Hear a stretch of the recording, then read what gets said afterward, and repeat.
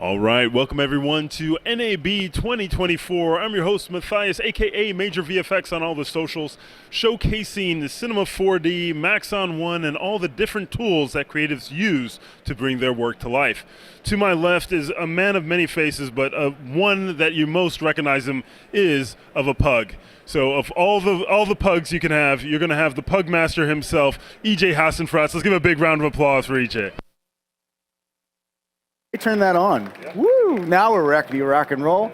Thank you so much. This is a really awesome crowd. Thank you so much for being here. Hey, everybody on the interwebs, don't forget about the interweb people. My name is EJ Hassenfratz. I am a 3D motion graphics artist. Been using Cinema 4D for way longer than I'd like to admit, because we're all getting old here. And I just absolutely love it.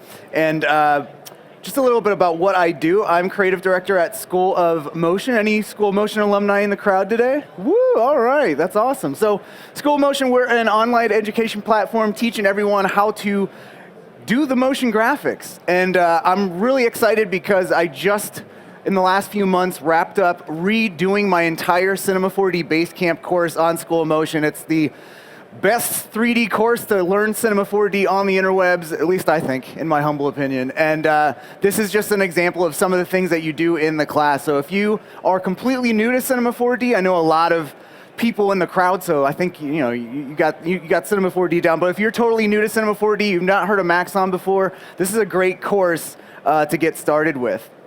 So let me actually just show a little bit about the type of work that I do before we get into the presentation, and we'll do the ceremonial playing of the demo.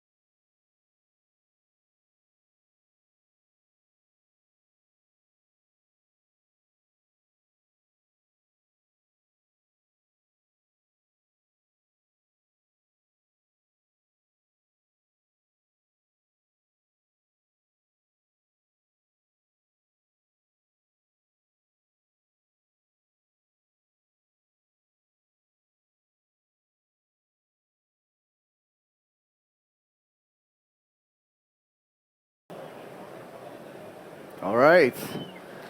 Thank you very much.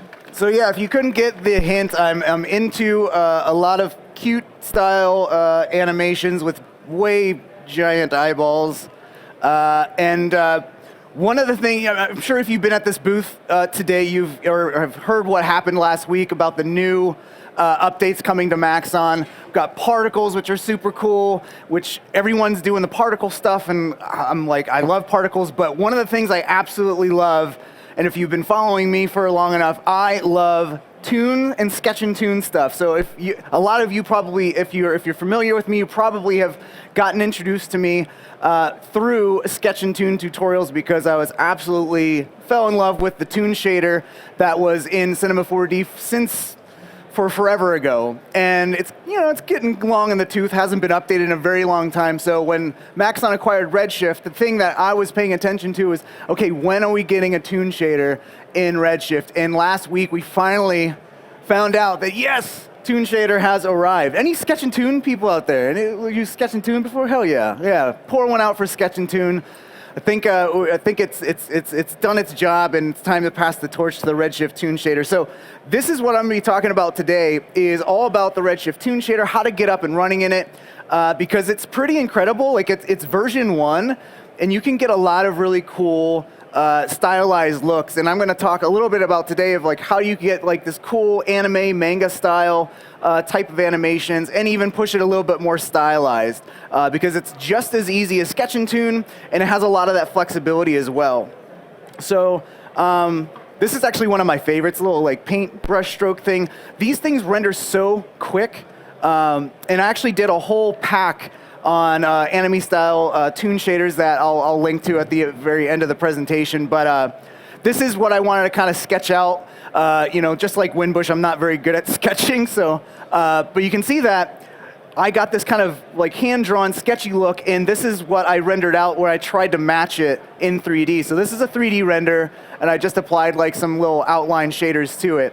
And then this is like the full anime manga type of style. Oh, why won't you loop?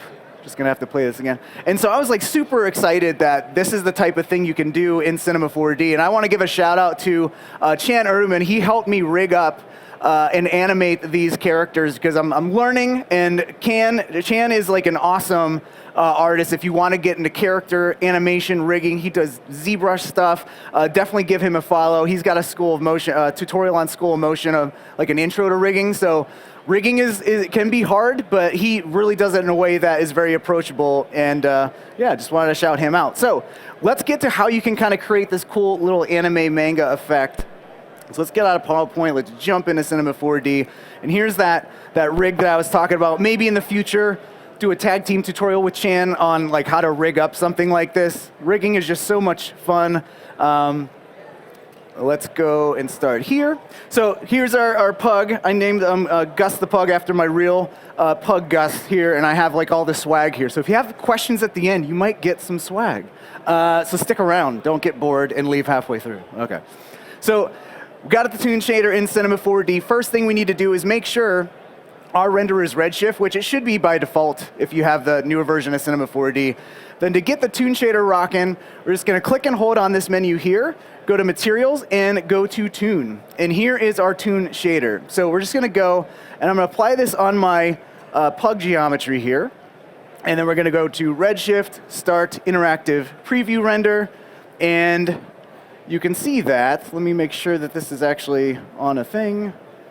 And let's add a light here. So let's go to, so the type of lights that work best with the Toon Shader are the point light and the infinite light. And so you can see why I added the infinite light. It is kind of underpowered. These lights are very underpowered for the Redshift Toon Shader. So what you want to do is just crank up the exposure there and like, okay, well now we're getting something. Let's just put it in a nice even 2 there. Now, if you're unfamiliar with the infinite light, it's very much a parallel, massive parallel light source like the sun. So the direction in which the light is coming from is not by the actual position of the light. You can see as I move this around, it's not changing the light, but how you can change the direction of the parallel light source is hitting R to get your rotation, and you just rotate, and the Z direction here, that blue axis handle, is where we are going to be pointing that light at. So that's one way to kind of light your scene. Another light that's really good is a point light. And so a point light, again, is underpowered. I'll just bring this to like, let's bring this to 8. And we gotta move this out from underneath the belly of the pug. And we will go to our 4-up view and just position this, get that nice Rembrandt lighting and that 3/4 view, and maybe need to increase this even more. Let's maybe go to intensity of 1,000. And so now we're getting something here. And so you can see this is much more, nice. And see how fast this feedback is in the viewport here. I got my interactive render view here, looking really good. And you can use multiple lights. Let's just name this my key light. And so that's the type of lights that you can use. By default, your light source, if you don't have any lights in your scene, it's just gonna turn off, or it's gonna be your actual direct camera view. So we got our key light here. Let's dive in to the Toon Shader material here. And you can see this is a nice little preset, so you don't have to set anything up. And let me just move this off to the side here. Let's move the pug over here. And so we got this going on. Let's break down what this Toon Shader is all comprised of, just a few nodes. And so we got the Toon Material node that has your base color. And so I can change this to like a more huggy tan color here. And so maybe something like that. And so what you can see at this point is we have this ramp, which is just named base tone map. If I go and click on it, it's just a ramp node. But it's just named this, and it already has set up this like quantized shading. And you can see from right to left, or from left to right, we have our lighter tones where the hotter spots of the diffuse are, and then to the left here is where the darker shades will be. So if I want to remove some shades, I can just click in, drag these color chips off, and kind of adjust this.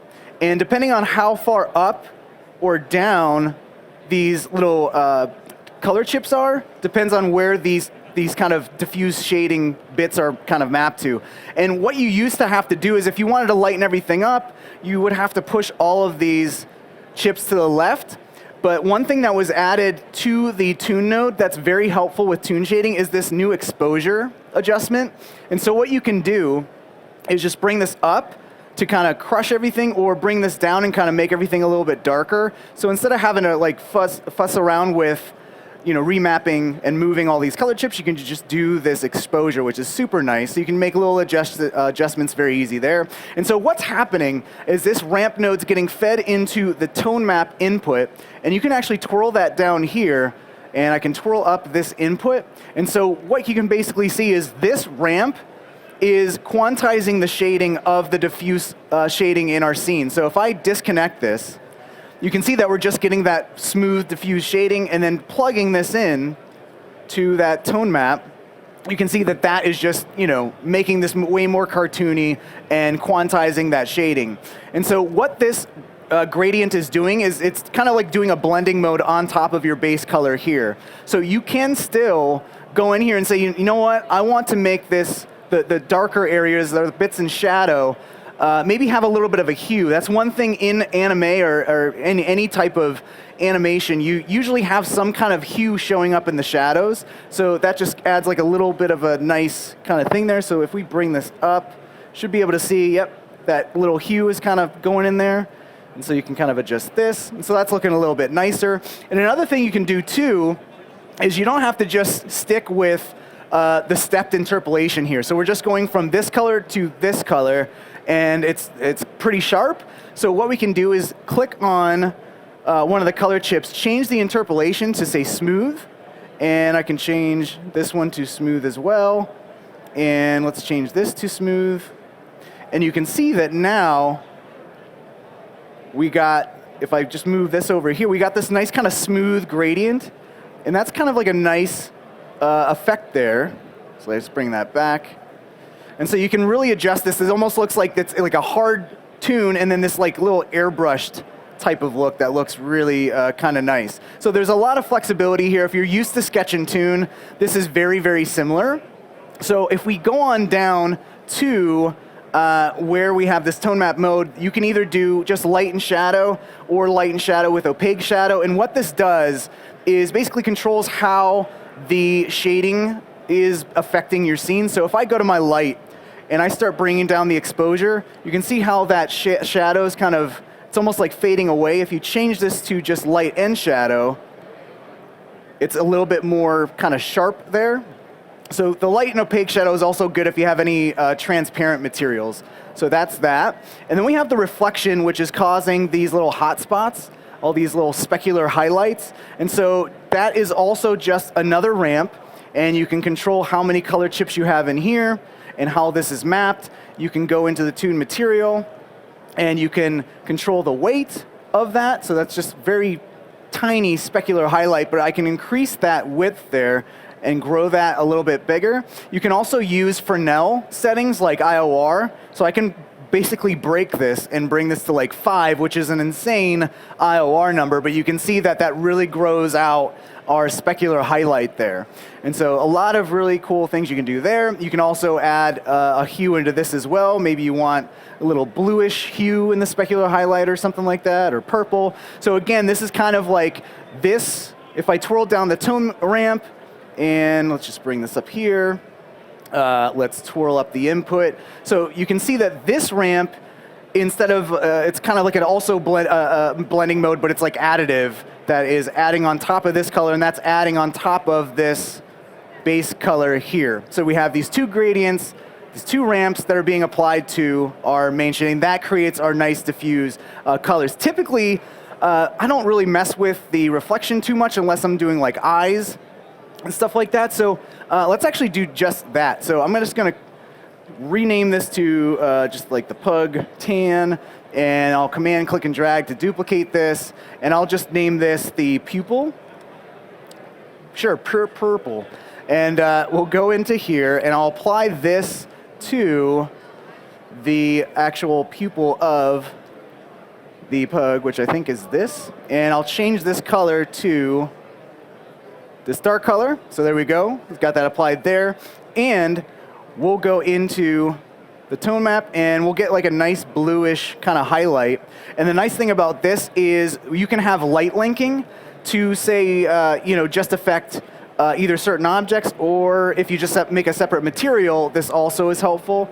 So we can have just like this light can be duplicated. This can be just the eye highlight. And then what I can do is just drag and drop that into the reflection. And so if I move this light back here, you can see here's this highlight. And I can duplicate this over here, and we can get nice highlights on the pug. But I can also go into this key light and say, you know what? Don't apply reflections to the eyes.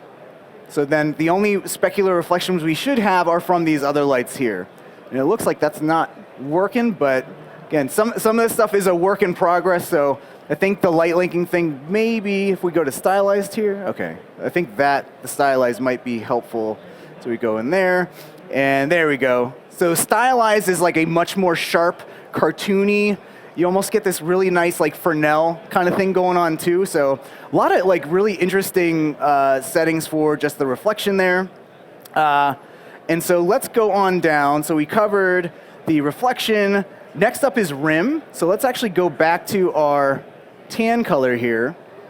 And let's talk about the rim light. So by default, the rim is turned off. If we crank this up, you can see we get this very faint, nice rim going on right there. And let's actually make this a little bit easier to see. Maybe this be a darker pug there, more yellow pug, why not? But you can really see that highlight there, that rim light. And by default, the rim is just all wrapped around. It's almost like the rim light source is coming from right behind your model. And you can adjust the width. And you can see that it's very smooth. But if you wanted to quantize this shading as well, notice there's this tone map here as well for the rim. So if I just hit Control and click that little dot there, that'll load up the tone map here. And I can command click and drag this reflection tone map, which again is just that ramp. And I can just name that rim tone map, plug that into the tone map, and you'll see that'll quantize the shading of the rim. So you can art direct this really nice cartoony rim in here. There we go, general properties. And again, you can change the color here as well. You can adjust how this is all mapped as well. So you get this really nice, whoops, kind of thick rim. And you can also, again, select these both by hitting the shift key, turning them to smooth, and you can kind of like art direct and still have a little bit of smooth going on there like that.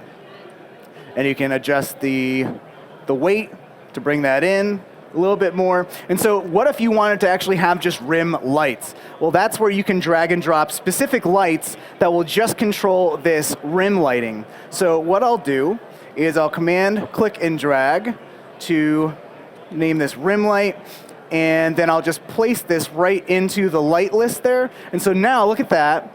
Our light is right over here. And so you're seeing wherever this goes is where the rim light is actually occurring on our model.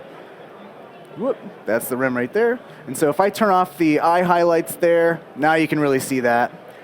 And this is also contributing to the actual diffuse shading. So one thing you can actually do is turn that off altogether. And now this will actually just actually, let's turn that back on and just bring down the exposure. And so now you'll see this is just affecting the rim lighting and not actually contributing to the diffuse colors there, which is nice. So we'll turn back on the highlights there. So a lot of control. You can do multiple rim lights. You can do up to 4 different rim lights. So if you want a rim light from the left and the right, you can totally do that. So I'll drag and drop that in there.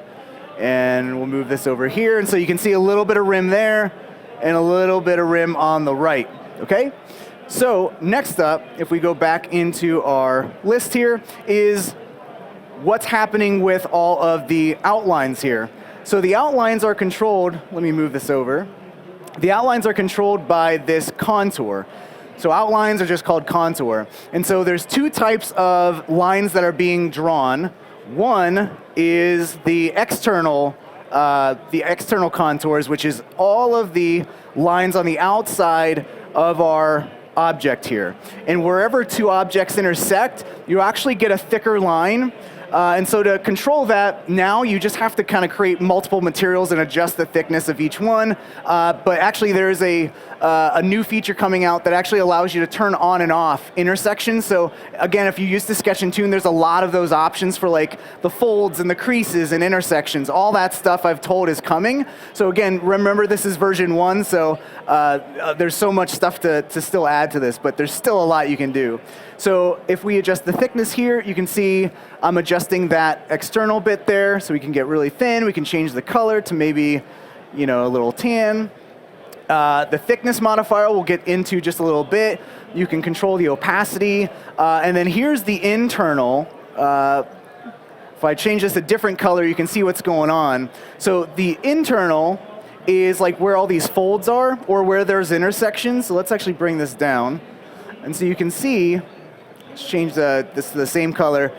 Where all the creases are where the internal lines will go. So this angle threshold is what controls. It's kind of like the Phong angle. If you go below the threshold of 15 in that Phong angle, that will get a crease. So if we bring this down to 2, you can see all the different creases and stuff going on there. Let's bring this to 4. And you can really tell in the feet, the little feet areas, that when I bring this low enough, you're getting little creases and outlines on the feet, and especially on the bone here.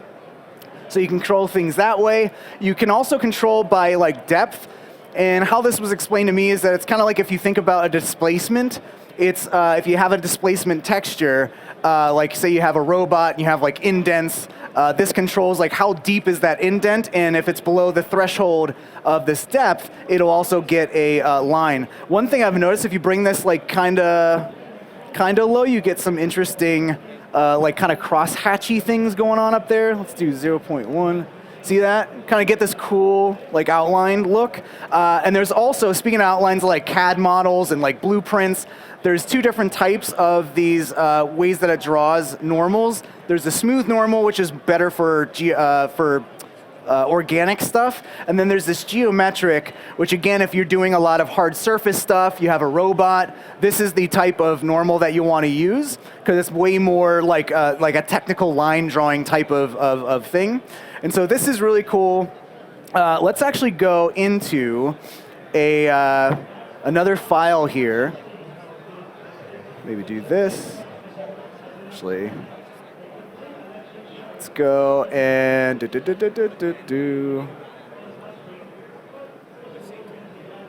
Actually, let's just stay in the same one. We'll do that, and let's just change this back, because what I want to do now is show you how you can, you kind of get an introduction to all the different things you can do, but now how can you stylize this, right? So this is a pretty uniform stroke or a contour on our outline here. And let me actually make sure this is going at full resolution. Okay, good, it is. And so let's make these pretty thick. And so one of the things I really love to do with Sketch and Toon is create outlines that look like it's hand drawn or like a technical pen drawing or something like that. So how you can do that is using this thickness modifier. And so we're going to be using a lot of Maxon noises to kind of control the thickness and vary the thickness along that contour. So with my cursor hovering over the node editor here, I'm going to hit C and then type Maxon noise and then just choose that.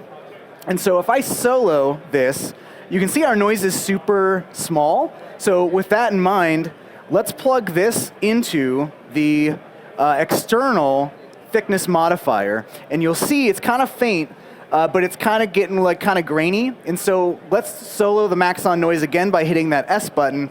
And let's go into the input and let's really increase the overall scale, like maybe 50.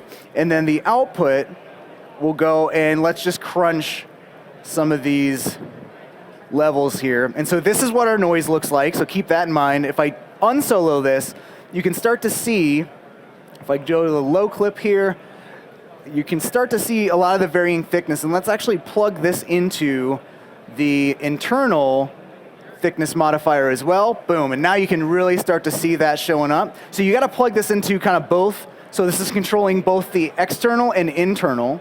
And so if I bring this back, you can start to see like, okay, we're getting this kind of cool, sketchy line art type of thing where it's not just a solid thickness the whole time. So if I really bring this to like 150, you can start to see like, okay, this is looking kind of like an anime sketch where it's like some of the lines are super faint and stuff like that. So you can just adjust this by adjusting the brightness. The brighter this is, the less of the effect. So the dark or the lighter the gradient, or actually the darker the gradient gets, the more it just kind of, it acts like a mask almost.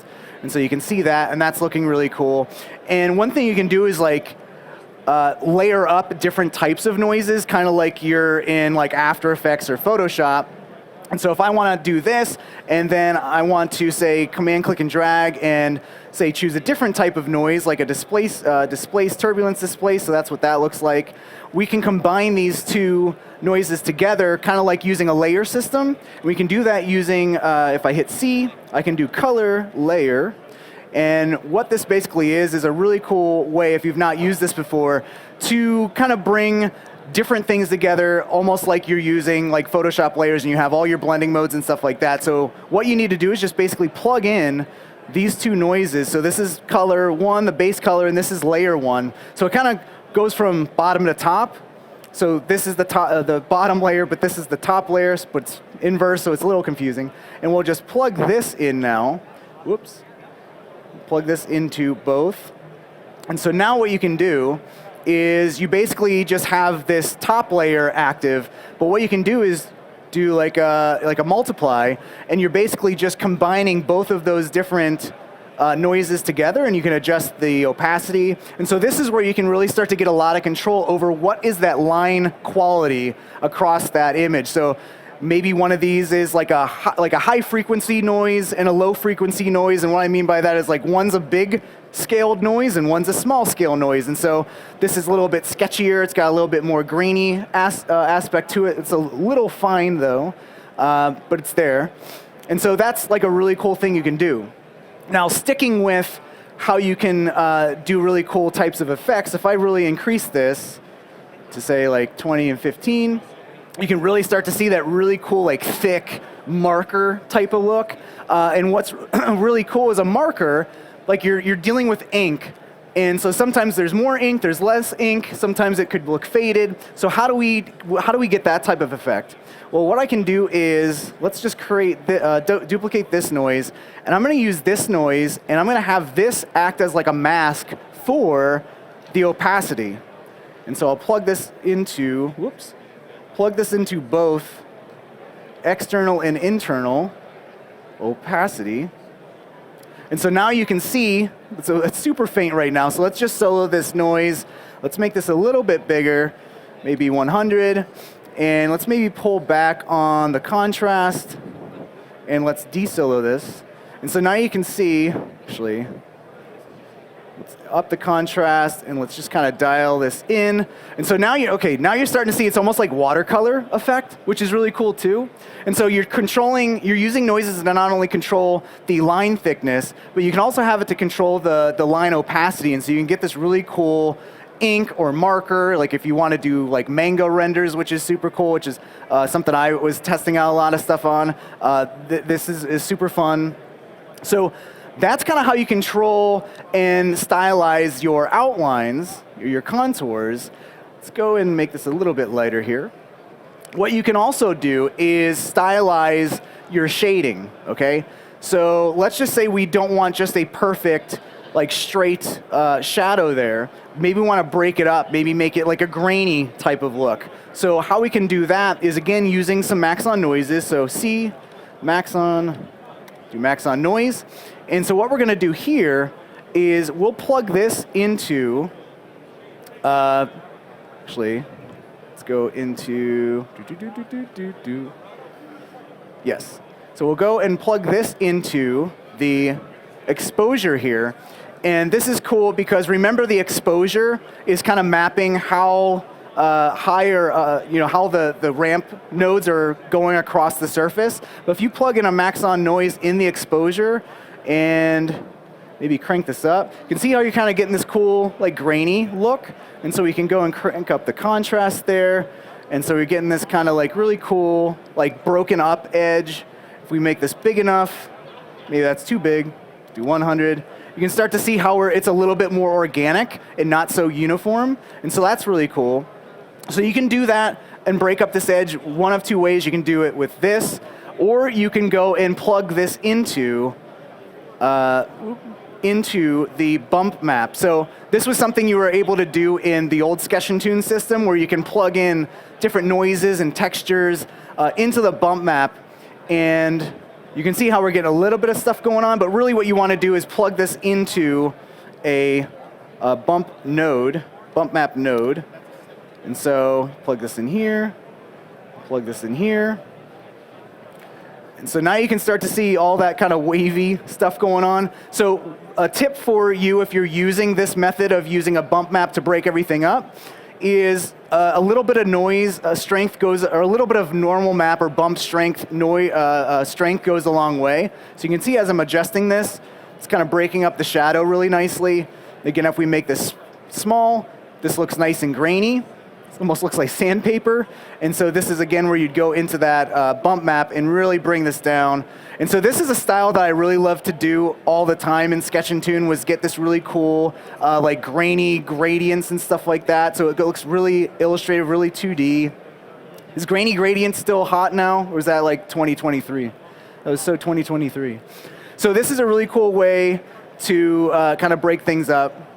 And so imagine you can plug in like painterly textures or watercolor textures, and you can really break things up and make things look more watercolory. So now what you can do that's really cool is if you want to do halftone shading, let's go and do that. So along with all these new nodes, like the contour node and stuff like that, there is a tone map pattern node that's super cool that basically has halftone and sine waves and this grid type of pattern effects already built in. So if I plug this into the tone map, you can see, boom, we have this really cool halftone effect. You can adjust the scale. You can adjust the color here of that tone map effect, or the halftone effect. And so this is like, no super complicated stuff. You can just adjust this. You get this like really cool, this is a really cool like manga style in some styles like that. And then if you want to control the mapping, well, you can use that ramp again and plug it into the intensity override. And so now you can use this ramp to control how this is. I know, it's amazing, right? Love getting claps for that. It's my favorite thing too. But you can kind of adjust how this is kind of mapped like that. So really, really cool how you can control the halftones. And then you have also these other presets like the sine waves. You also have the grid. I've been told they're going to add stuff like lines, so you get like the cross-hatching and stuff like that. Again, this is version 1, so there's a lot of stuff to be added. You can adjust the rotation here. So really cool. Another thing you can do is if you wanted to go a different route and you wanted to try to get like the cross-hatching like right now, or even like the lines effect, what you can do is just use a tile shader and plug that in. And let's see if we need to increase this. And so now this is not mapped correctly. So what we're going to do is plug in a triplanar, which is the best thing ever, because it's kind of like the magic button for, I don't know how to UV unwrap something, save me. And we'll just have this kind of do that. And so now we got this really cool bump map. We'll decrease the global scale. So now we got this going on. And then we'll go and let's bring down the height scale to like 0.2, or say 0.1. And we'll change this to lines. Excuse me. And bring this scale down even more. And we get this cool kind of, line effect thing going on. So hopefully they'll add like cross-hatching, stuff like that super soon. Let's see. Okay. So the last thing I want to talk about is, let's just say we really like this thickness modifier we got going on. So what we're going to do is create a setup that allows us to kind of have one master material to control all the thickness modifiers of all of our contours. So if I duplicate this and let's make this red.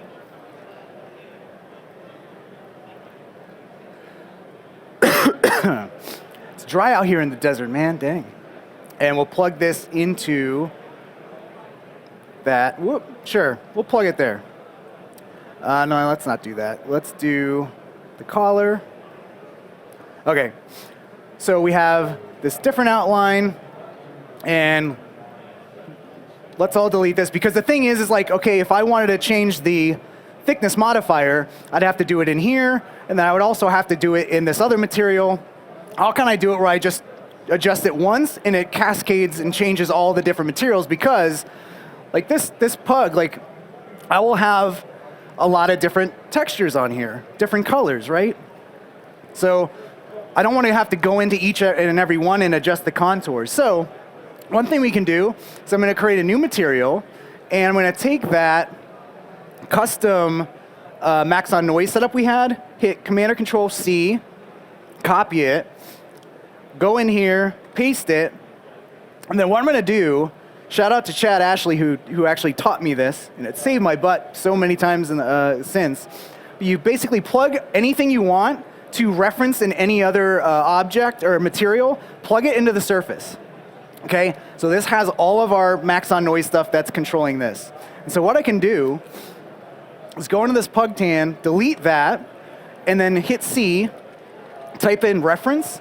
And so this is a node that can reference aspects of another material. And you'll notice that we can reference what's being output into the surface of another material. So let's just rename this to thickness. And what we'll do is go back into our material. Here's our reference node. What material do we want to reference? This thickness modifier. We'll plug that in there. And then what should happen is we plug this into the thickness modifier and the thickness modifier of the other one. Oh, did that twice. We need the external this time. There we go. Now you can see we have that plugged in. So now I'll copy this into the red material. Do the same thing, thickness modifier. And I won't do this for all of them, but again, you have to, when I copied and paste that, I need to go and plug that in there too.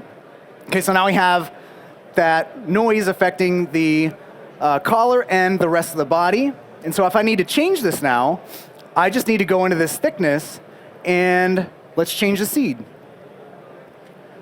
And you'll see that will then update. I can change the different types of noise. And again, that will just kind of cascade throughout too. Sometimes you need to refresh. There you go. And you can see how that just updated.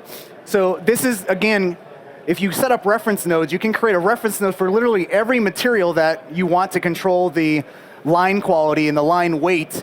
And you can even set up a whole reference node for what we had that was controlling the opacity as well. So you can create one reference node that could also control the opacity.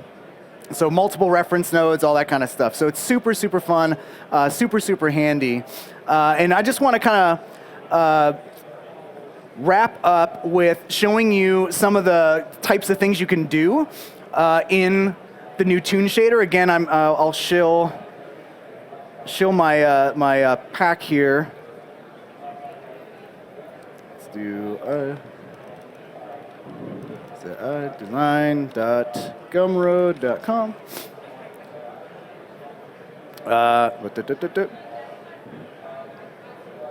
Let's go here. So right now it's 50% off if you use code Toon50 or Anime50. Sorry. So it's just all these types of things you can do. Also a tutorial if you want to dive in a little bit more. But there's all these different types of really cool toon effects you can do. And I made presets of them all, so you don't have to make them yourself. So I just want to run through some of the cool things you can do.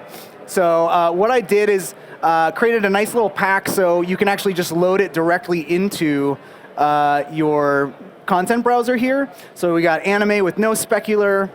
So I can go and plug this right onto here. And do that. So we got that kind of cool thing going on. We got, let's delete all these other materials here.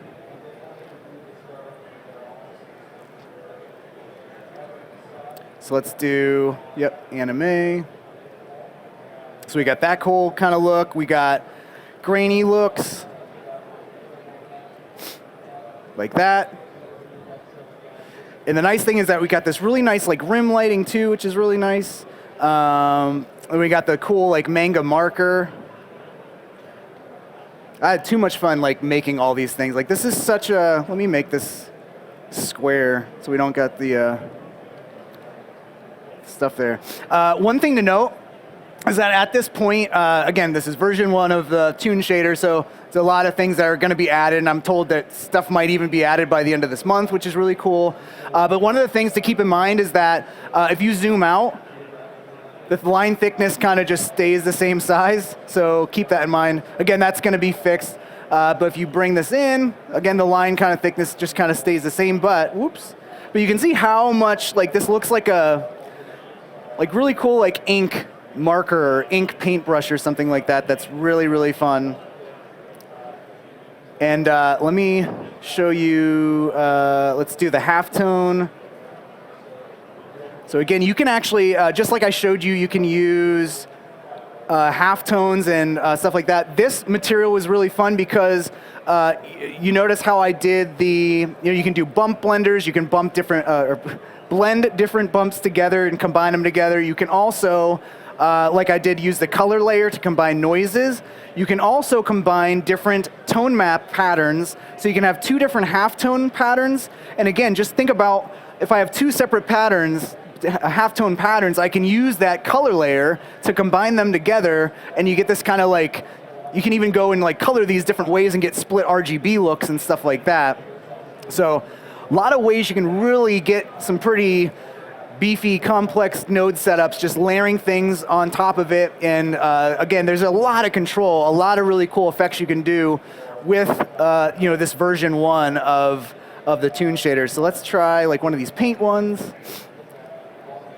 And you can see this is a really cool painterly one, little thin brush. We got some watercolor looks that was really fun to create. And so we'll apply this.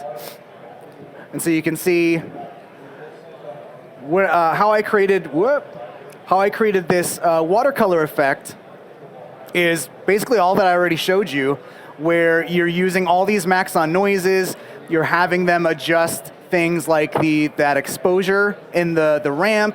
You're also using the bump node, or actually I'm not even using the bump here, but it just goes to show how you can even plug this into the different tone maps and stuff like that, and really break up the shadows and the quantized shading. And you can even use your own custom textures. So you have like paintbrush textures that you want to plug in. You can do something like that.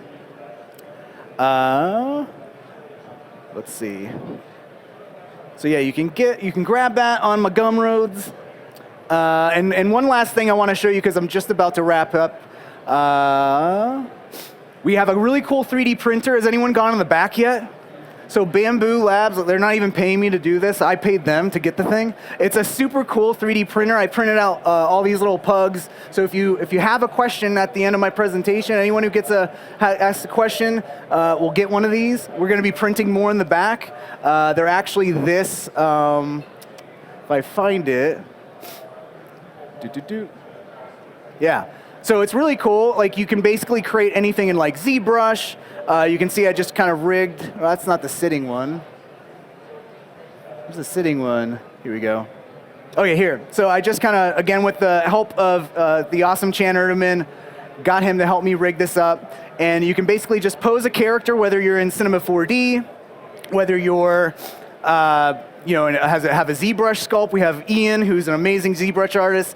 It's so cool to be able to like create something and then just like export out an FBX or an STL file and send it over to the Bamboo. It's a Bamboo Labs 3D printer, and it's filament, so you don't have to deal with like resin and chemicals and stuff. And that's one of the things that like I always wanted to get into 3D printing, but I knew I was never going to have the patience and the ventilation for the resin. So the filament printer is really great. You can come up and check out like some of the things we've printed here, and of course in the back. The quality almost looks like it could have been resin. You can definitely still see the lines, but it's really nice quality. And if you haven't experienced your own artwork and held it in your hand, whether that's in the form of a sticker or anything, I really recommend you do it. Because the thing I'll leave you with is that I feel like with AI and all this stuff, like the artist is becoming even more and more distant from our work. Like, we're already looking at it on a screen anyways, and I guess the computer got bored of my presentation and went to sleep. So that just happened. But anyway, we're done anyways. AI got really mad and just shut me out. But yeah, with AI and all that stuff, I really highly recommend you connect with your work any way you can, and just build that connection and remember why you got into doing the arts to begin with. And so this was really cool. This was really impactful for me to have something like this on my computer and export it out, and then a few hours later I can hold it in my hand and be like, this was really cool. Like, hey, I made this.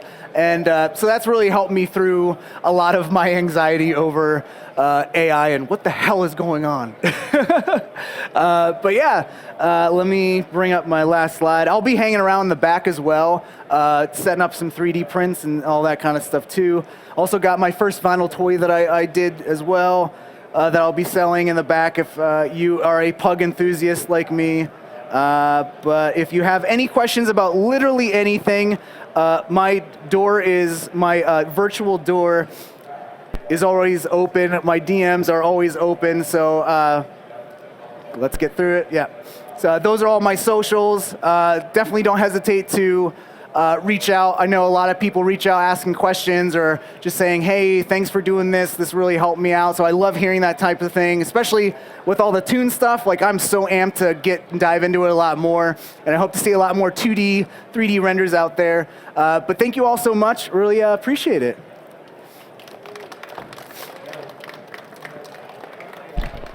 All right. We do have time for questions. All right, look at that. Matthew in the front. He's ready.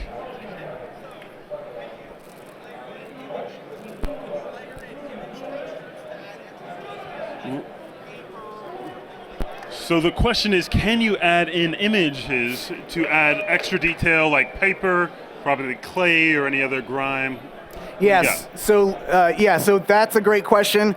And yes, so anywhere I'm using a Maxon noise, you can literally, instead of a Maxon noise, bring in a texture node and start layering up things this way. You can see in some of the on the Maxon website of the Toon examples, they definitely use actual image textures and stuff like that. So yeah. You pull it up. Yeah, let's pull it up. Why not? For those of you at home who can follow along at maxon.net. Maxon.net. Let's go to the news. Where is it? News or what's new? So there's what's new? News? Headlines? Where this? Products? Redshift? There it is. So here's some of this is some of the half-tune shading. This is done by Tim Clapham, really awesome. Let's play that. Let's play that awesome footage. So just trying to see where they have the textures. Go back a little bit. I think it was right around. Is it right there? Is that his car? There. Oh, right here, the dog. Yeah, so you can see like this is like pretty much like a grunge map kind of texture.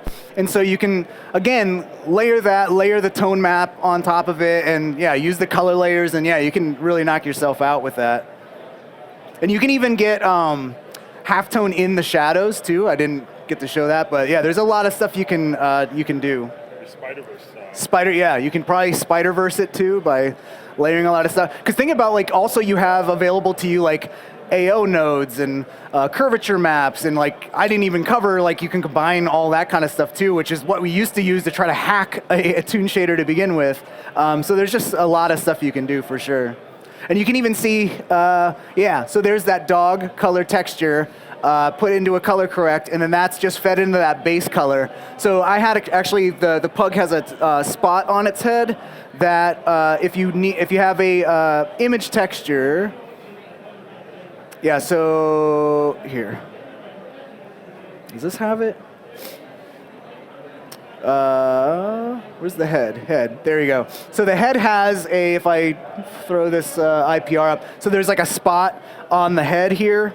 And so when you have an image texture, if you do anything in like Substance Painter and you have a texture, you export it out, what you would do is you just plug in that image texture into the, so there's the color correct. It goes right into the color of the tune, into the base color there, and then that tone map quantized shading is applied on top of it. Great question. You get a pug and a sticker. You get a pug. And you get a pug. And you get a pug. Okay. Another question. We got 3 more pugs. Okay, so he's wondering if the question is, can you have Toon Shaded object and non-Toon Shaded object living in the same scene? Yeah, so unlike Sketch and Toon, where that was kind of like a post effect kind of thing, this is just a material at this point. So you can go in here and just get your default material. Let's get Bob the figure guy. There's Bob. And so you can see that this is just, you know, we're using the Redshift render. Actually, the floor here is just a normal material with a gradient that's adjusting the opacity to get that nice little fall off there. So yeah, it's all, you can mix very easily, because with Sketch and Toon you kind of had to hack it a little bit, but this is, again, just material driven. Great question. Another good question. He gets a pug, that's 2 pugs accounted for. 2 pugs down. Got 2 more. You can ask me a question like, hey, what's your favorite color? No. All right, question here. Because I have a pug, and they're awesome, and smushy face dogs are the best. Yeah. The bigger question is, why not pug? Yeah. Why not? Why wouldn't you pug? Yeah, why wouldn't you pug? All right, that needs to be a T-shirt. Question all the way there.